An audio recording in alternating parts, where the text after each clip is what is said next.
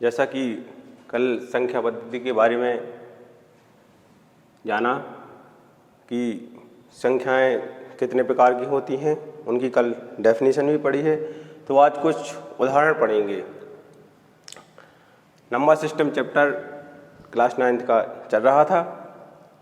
तो पहला क्वेश्चन है, सत्य या असत्य बताइए। इसमें पहला क्वेश्चन है, प्रत्येक पूर्ण संख्या एक प्राकृतिक संख्या होती है। तो कल बताया था कि पूर्ण संख्या क्या होती है। पूर्ण संख्या वह संख्या होती है जिसमें सभी प्राकृतिक संख्याओं को शामिल किया जाता है और शून्य को शामिल किया जाता है। तो ऐसी संख्याएं पूर्ण संख्या होती हैं। और प्राकृतिक संख्या क्या होती है? जो एक से शुरू होकर अनंत तक जाती है। तो ऐसी संख्या को प्राकृतिक संख्या कहते हैं। तो उसने पूछा है कि प्रत्येक पूर्ण संख्या एक प्राकृतिक संख्या होती है, मतलब प्रत्येक पूर्ण संख्या के अंतर्गत 0, 1, 2, 3 और प्राकृतिक संख्या के अंतर्गत 1, 2, 3 अनंत तक आता है। तो क्या सभी पूर्ण संख्याएं प्राकृतिक संख्या हो सकती हैं? इसमें शून्य है, इसमें 1 से स्टार्ट है, तो यह कथन असत्य होगा, क्योंकि शून्य एक पूर्ण संख्या है, प्राकृतिक संख्या नहीं है। प्राकृतिक संख्या जो होती है वो 1 से शुरू होकर अनंत तक जाती है, और जो पूर्ण संख्या होती है वो शून्य से स्टार्ट होती है। इसी प्रकार इसमें दूसरा क्वेश्चन है कि प्रत्येक पूर्णांक एक परिमेय संख्या होती है। तो पूर्णांक संख्याएं कौन सी संख्या होती हैं? जिनमें ऋणात्मक, शून्य और धनात्मक को शामिल किया जाता है। तो ऐसी संख्या होती हैं पूर्णांक संख्याएं। और परिमेय संख्याएं वह संख्याएं होती हैं जिन्हें हम p/q के रूप में लिख सकते हैं, अर्थात जिन्हें हम अंश बटे हर के रूप में लिख सकते हैं, जिसमें अंश का मान पूर्णांक होना चाहिए और हर का मान। तो प्रत्येक पूर्णांक एक परिमेय संख्या नहीं हो सकती है। प्रत्येक पूर्णांक एक परिमेय संख्या होती है, क्योंकि पूर्णांक संख्या 2 को 2/1 के रूप में लिख सकते हैं। जैसा कल बताया था कि कोई भी परिमेय संख्या होती है जो, जैसे कल बताया था, जैसे √36 है तो इसका मान 6 आएगा, तो इसके बटे में 1 लिख सकते हैं। तो यह p/q के रूप में हो जाएगी। जैसे 2 है पूर्णांक संख्या, तो इसके बटे में अगर 1 करेंगे तो p का मान 2 होगा और q का मान 1 होगा। परिमेय संख्या का जो शर्त होती है वो यह होती है कि इसको p/q के रूप में लिखना चाहिए और q का मान शून्य नहीं होना चाहिए। इसी प्रकार तीसरा क्वेश्चन है कि प्रत्येक परिमेय संख्या एक पूर्णांक होती है। प्रत्येक परिमेय संख्या एक पूर्णांक होती है, यह कथन असत्य है, क्योंकि परिमेय संख्या जो होती है वो p/q के रूप में होती है, और जो पूर्णांक संख्या होती है वो पूर्ण रूप में होती है। उसे हम p/q के रूप में लिख सकते, क्योंकि पूर्णांक संख्या कभी दशमलव के रूप में नहीं आती है। तो यह सत्य और असत्य उदाहरण नंबर फर्स्ट था। क्वेश्चन नंबर 4 को, जिसमें सत्य और असत्य दिया गया है, उसको सॉल्व करेंगे। तो क्वेश्चन नंबर 4 है, सत्य या असत्य बताएं, वो भी कारण सहित। तो इसमें पहला क्वेश्चन है, प्रत्येक प्राकृतिक संख्या एक पूर्ण संख्या होती है या नहीं, इसको कारण सहित बताना है। तो प्रत्येक प्राकृतिक संख्या क्या होती है? जो 1 से स्टार्ट होती है और अनंत तक जाती है। पूर्ण संख्या जो होती है वो 0 से स्टार्ट होकर अनंत तक जाती है। तो प्राकृतिक संख्या में अगर 0 को शामिल कर लिया जाए तो वह एक पूर्ण संख्या बन जाती है। जैसे प्राकृतिक संख्या 1, 2, 3, 4 डैश होती है, अनंत तक जाती है यह। अगर इसमें 0 को शामिल कर लें तो फिर यह एक पूर्ण संख्या बन जाएगी।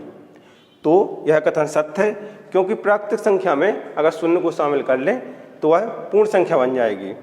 क्वेश्चन नंबर 2 है, प्रत्येक पूर्णांक एक पूर्ण संख्या होती है।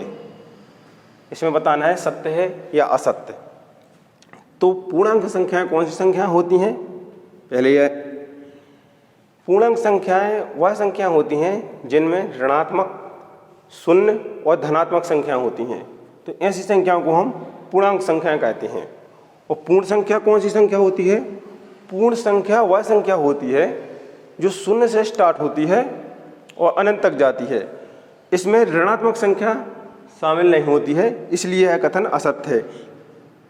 असत्य है क्योंकि पूर्णांक संख्याओं में ऋणात्मक शून्य और धनात्मक होता है और पूर्ण संख्याओं में ऋणात्मक नहीं होती है।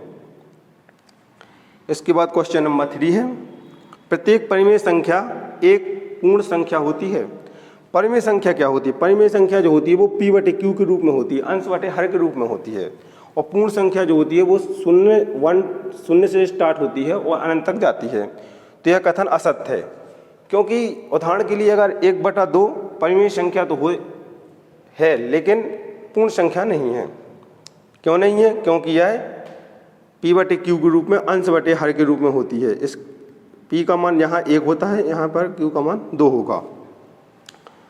तो आज एक्सरसाइज 1.1 पढ़ी है, तो इसके बाद नेक्स्ट उदाहरण देखेंगे। अगला उदाहरण है 1 और 2 के बीच 5 परिमेय संख्याएं ज्ञात करना है। तो परिमेय संख्याओं को किस प्रकार ज्ञात करते हैं? परिमेय संख्याएं जो होती हैं वो अभी बताया है p बटे q के रूप में होती हैं। तो इसमें 1 और 2 के बीच 5 परिमेय संख्याएं ज्ञात करना है। परिमेय संख्याएं ज्ञात करने के लिए एक बहुत ही अच्छा तरीका है कि क्वेश्चन में अगर पूछा जाए कि 5 परिमेय संख्याएं ज्ञात करनी है या 6 परिमेय संख्याएं ज्ञात करनी है या 4 परिमेय संख्याएं ज्ञात करनी है, तो जितनी भी परिमेय संख्याएं ज्ञात करनी है उनके प्लस में 1 ऐड करके, जैसे 1 और 2 के बीच 5 परिमेय संख्या ज्ञात करनी है, तो यहाँ पर 5 + 1 6 लिख दिया। तो इसमें 1 में 6 का मल्टीप्लाई करेंगे और 6 का डिवाइड करेंगे। इसी प्रकार 2 में 6 का मल्टीप्लाई और 6 का डिवाइड करेंगे। तो 1 × 6 6/6 और यहाँ पर 6 × 12/6। इस प्रकार देखेंगे कि जे 6/6 लिखा जो, इसके बाद क्या होगी 7/6, इसके बाद 8/6, फिर 9/6, फिर 10/6, 11/6 और 12/6। अब जिन संख्याओं को डिवाइड करेंगे या काट देंगे तो देखते हैं। इसका जैसे 6 का 6 में एक बार, इसको 2 से काट देंगे, 2 चौके 8, 2 तिहाई 6, इसको 3 से काट देंगे, 3 3 जा 9, 3 2 जा 6, इसको 2 से, 2 5 जा 10, 2 3 जा 6, इसको 2 से काट देंगे, 2 6 जा 12, 2 6 जा 3, इसका 1 हो जाएगा, इसका 7/6, इसका 4/3, इसका 3/2 और इसका 5/3 और इसका हो जाएगा 11/6, इसका हो जाएगा, इसको 3 से काटेंगे 2/1। इस प्रकार 1 और 2 के बीच 5 परिमेय संख्याएं इस प्रकार ज्ञात कर सकती हैं। तो इस प्रकार एग्जाम्पल पढ़ लिए हैं। इसके बाद कुछ प्रश्न हैं जो एक्सरसाइज होती हैं। इसमें पहला प्रश्न है कि क्या 0 एक परिमेय संख्या है? क्या इसे p बटे q के रूप में लिख सकते हैं जहां p और q पूर्णांक हैं? तो 0 एक परिमेय संख्या है। हाँ, हम कह सकते हैं कि 0 एक परिमेय संख्या है और इसे p बटे q के रूप में भी लिख सकते हैं, क्योंकि परिमेय संख्या का जो नियम होता है वो यह होता है कि पहली बात तो परिमेय संख्या p बटे q के रूप में होनी चाहिए,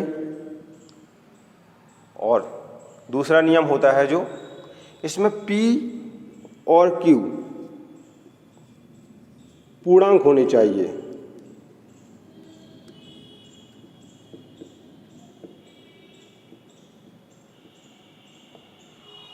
और इसका एक और नियम होता है कि इसमें q का मान हुए जो वो 0 नहीं होना चाहिए। तो इसमें सभी कंडीशन अप्लाई हो रही हैं कि इसे P/Q के रूप में भी लिख सकते हैं। इसमें शून्य का मान जो है वो पूर्णांक है और 1 का मान भी पूर्णांक है। इसके बाद इसमें Q का मान भी 0 नहीं है, तो हम कह सकते हैं कि शून्य एक परिमेय संख्या है और इसे हम P/Q के रूप में लिख सकते हैं। नेक्स्ट क्वेश्चन नंबर 2 देखेंगे। क्वेश्चन नंबर 2 में पूछा है कि 3 और 4 के बीच 6 परिमेय संख्याएं ज्ञात करना है। तो अभी पिछले उदाहरण में परिमेय संख्याएं ज्ञात की थी, बताया था कि किस प्रकार 2 संख्याओं के बीच परिमेय संख्याएं ज्ञात करना है। तो 3 और 4 के बीच 6 परिमेय संख्याएं ज्ञात करना है।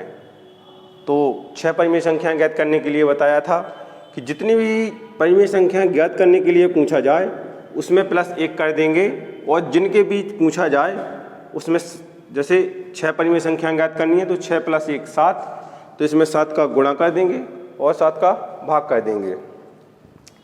इसी प्रकार 4 में 7 का गुणा कर देंगे और 7 का भाग कर देंगे। तो 3 × 7 21/7। इसी प्रकार 4 × 7 28/7।